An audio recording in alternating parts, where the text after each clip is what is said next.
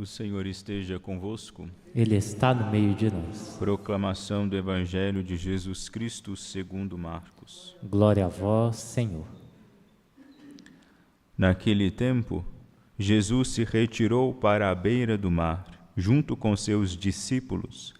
Muita gente da Galiléia o seguia, e também muita gente da Judéia, de Jerusalém, da Idumeia, do outro lado do Jordão, dos territórios de Tiro e Sidônia.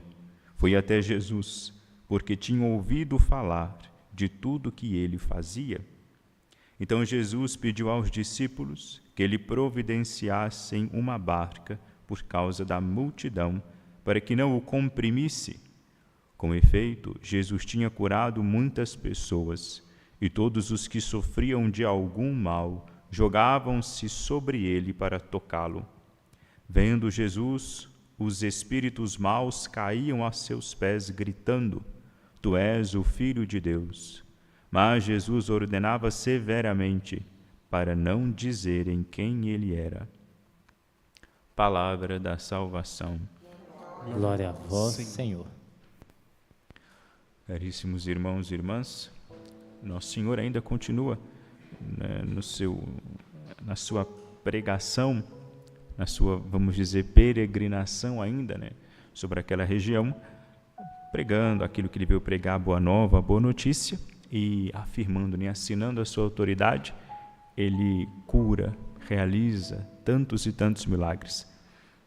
Tantos milagres, né, tantos prodígios, tantas coisas extraordinárias que esses feitos chegam aos ouvidos, espalha-se, né, por todos os lados, chega aos ouvidos das pessoas, as pessoas começam a correr a Cristo, começam a ir na direção dele, começam a buscá-lo, crendo já que ele pode sim curá-las, que ele pode sim libertá-las dos espíritos impuros, enfim, que ele pode fazer os mesmos prodígios com elas, né, esses mesmos prodígios os quais elas escutaram.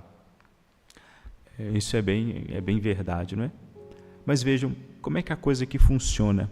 O que acontece aqui não é um fato isolado, né? Atentemos para isso, é o movimento natural das coisas, é o movimento natural de quem começa a seguir a Cristo. Há um processo, há um passo. A conversão, ela tem um espaço, ela tem um passo a passo racionalmente explicativo, né? Dá para você entender, dá para você compreender, né? Dá para você analisar racionalmente os passos que existem no processo de conversão. Qual que é a primeira coisa? A primeira coisa é a palavra que é dita. A gente, para se converter, precisa ter contato com a palavra. Precisa ter ouvido falar do nome de nosso Jesus Cristo. Precisa ter notícia da sua pessoa, daquilo que ele é, daquilo que ele faz. A fé, isso não sou eu que digo, São Paulo que vai dizer que a fé entra por onde? A fé entra pelos ouvidos, porque ela entra por meio de um conteúdo. A fé começa com um conteúdo que é ensinado. Por isso que existe catequese. Catequese não é meramente, não é só para isso, para preparar uma pessoa para receber um sacramento, né? Como se o sacramento não é qualquer coisa, pelo amor de Deus. Mas a catequese serve para introduzir no ouvinte, naquela pessoa que escuta, que faz a catequese, introduzir nela um conteúdo racional. Vai dar para ela uma disciplina. Ela vai aprender quem que é Jesus, o que ele é próprio, o que ele fez, vai conhecer o que ele fundou, ou seja, tudo aquilo que orbita em torno de sua santíssima pessoa. Para quê? Aí vem o segundo passo. Nós damos para ela o conteúdo, damos para ela a notícia de quem é nosso Senhor Jesus Cristo e o que é tudo aquilo que o circunda, para que a pessoa, a partir do conteúdo, possa tomar uma atitude, né? Ou ela vai ao encontro dele onde ele está, ou ela corre ao encontro dele, ou ela se recusa a ir para onde é que nosso Senhor está, ou seja, ela se recusa a seguir a Cristo. Nós damos o conteúdo, o resto é com ela. Claro que tem nesse processo, né, de introduzir, não é, de ensinar, introduzir no coração de alguém a palavra de nosso Senhor, o Evangelho, a história, não é, da igreja, a história dos santos. Essas coisas elas não vão sozinhas. Quando a gente prega sobre a palavra de Deus, quando a gente ensina os temas fundamentais, importantes da fé, isso vai acompanhado de uma graça, vai acompanhado do Espírito. O Espírito, ele, de algum modo, opera na pessoa que pronuncia a palavra, na palavra que é transmitida e opera no coração da pessoa que recebe essa palavra. Se ela estiver disposta, aberta, alguma coisa vai acontecer dentro dela. Caso contrário, se ela estiver realmente fechada, o coração estiver endurecido, se ela foi empedernida no pecado, empedernida na sua perversão, apegada à sua feiura, à sua obscuridade, ela não vai acolher nem o Espírito, nem a palavra que ele veicula até ela. Mas há pessoas que têm um espírito, o coração aberto e acolhem com muito bom grado essa palavra. Mas vejam como começa. Começa com a transmissão de um conteúdo. Por que é importante a gente entender isso e guardar isso no nosso coração, mas guardar lá no fundo? Para a gente ficar imunizado contra alguns preconceitos, contra algumas más interpretações, por exemplo, da pregação do Evangelho. De uns tempos para cá, a catequese, ela deixou de ser transmissão de conteúdo, começou a olhar para a transmissão de conteúdo, para ensinamento com um certo preconceito. Não vamos ensinar nada, isso é bobeira. Olha que coisa mais fria, a catequese se transformar em sala de aula. Não, a catequese tem que ser o lugar onde se propicia a experiência da criança ou do adulto com Cristo. O catequista agora, ele é um mistagogo, ele conduz a pessoa ao mistério, enfim, ele vai se esforçar para que o homem e a mulher tenham a experiência com nosso Senhor Jesus Cristo. Agora eu lhes pergunto, eu que sou ser humano, eu não sou mágico, bruxo, nem qualquer outra coisa, eu sou um ser humano normal. Como é que na minha limitação, vou conseguir, pelas minhas próprias forças, pelas minhas próprias capacidades, fazer com que alguém tenha uma experiência com Deus? Como eu vou fazer isso? É impossível, não tem jeito, eu não dou conta, não é obra minha.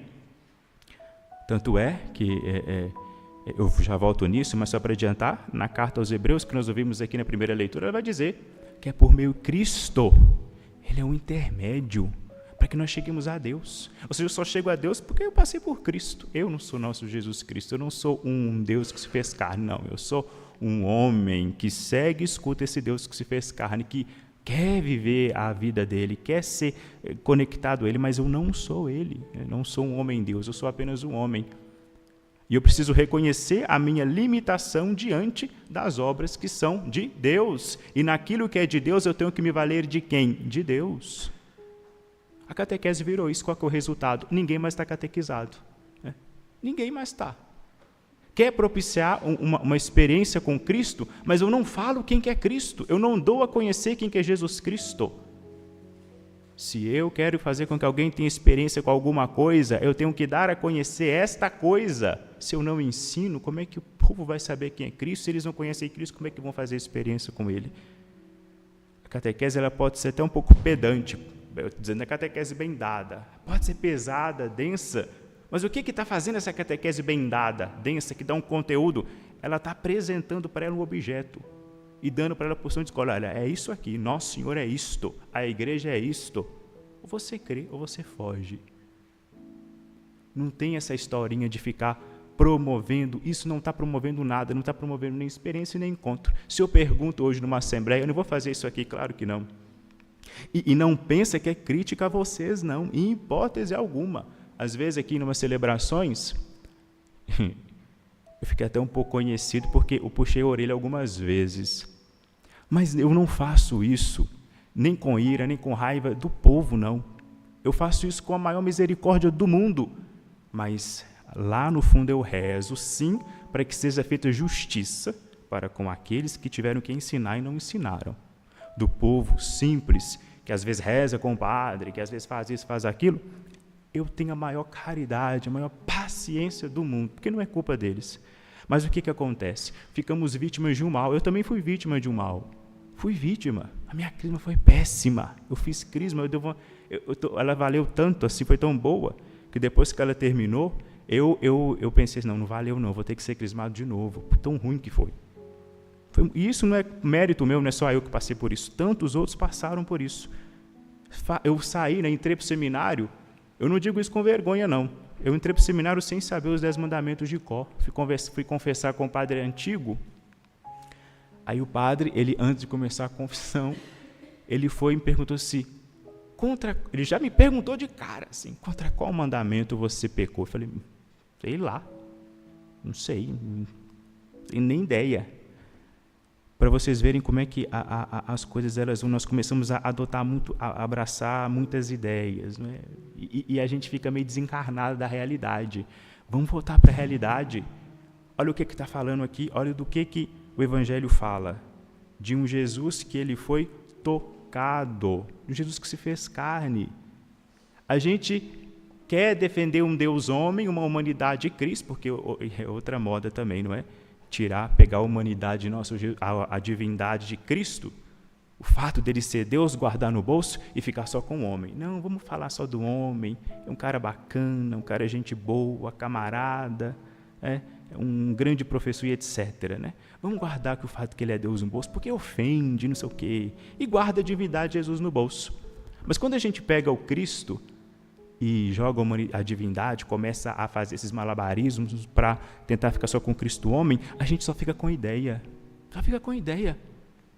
Aí a ideia fica aí, querendo um evangelho encarnado, mas pregando o evangelho encarnado por meio de ideias, sonhos, perscrutações, assim, flutuações, não é? Nada que toca verdadeiramente a realidade. Vamos ficar com a realidade. Cristo se fez homem. Ele se fez carne, ele entrou no mundo para nos pregar, para falar a nós, para tocar e deixar ser tocado. Ele se fez homem, né? Ele vem como o sumo sacerdote, eterno sumo sacerdote, e se faz um meio visível de salvação. Não há outro meio pelo qual nós chegamos a Deus, senão por Cristo. O que o povo vai lá ver? Vai lá ver um homem, somente um homem, não, um homem que se fez, um Deus que se fez homem, um homem que era Deus. Eles vão ver um homem, mas um homem cuja humanidade era divina. Olha, era uma humanidade que era santíssima. Cristo era santíssimo, perfeito, era tudo aquilo que nós precisávamos. Ele é a água pura que desce do céu para lavar a nossa alma. É aquele que vem desatrofiar o nosso espírito, que estava atrofiado, preso, que não conseguia se elevar a Deus, agora consegue, porque é um Deus que se fez homem. Isso é um recado, aí eu já termino, é um recado para os nossos irmãos, porque tem que ser educado, tem que chamar de irmão hoje em dia, para os nossos irmãos protestantes. A gente acha que o nosso problema para com eles é Nossa Senhora. Não é. Nossa Senhora é o menor dos nossos problemas com ele, não é. Qual que é o nosso problema com ele? Cristo.